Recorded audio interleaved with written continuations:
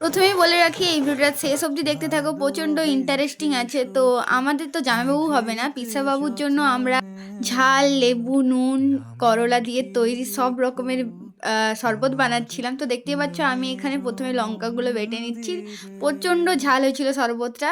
এখানে 5টা শরবতের মধ্যে সব কটাই খারাপ ছিল, একটাও ভালো ছিল না। তারপরে আবার মিষ্টির মধ্যে নুন রস দেওয়া হচ্ছে যাতে মিষ্টিগুলো একদমই খারাপ খেতে না পারে। তারপরে এখানে আমাদের শরবত বানানো কমপ্লিট হওয়ার পর এখানে দেখতে পাচ্ছ বর চলে এসেছে, বরযাত্রী নিয়ে। এখানে বাজনা আরও সব কিছু এসেছিলো, খুব মজা হয়েছে সেদিনকে। আর যারা যারা ভিডিওটা দেখছো প্লিজ একটু লাইক করে দিও, সাবস্ক্রাইব করতে একদমই ভুলবে না।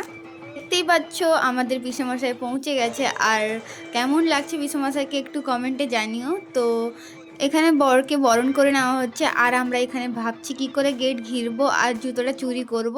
তো তারপরে এন্ট্রি নেওয়া হয়ে গেছে বরের। এবার আমরাও সঙ্গে নাচ শুরু করে দিয়েছি। আজকের জন্য বাই।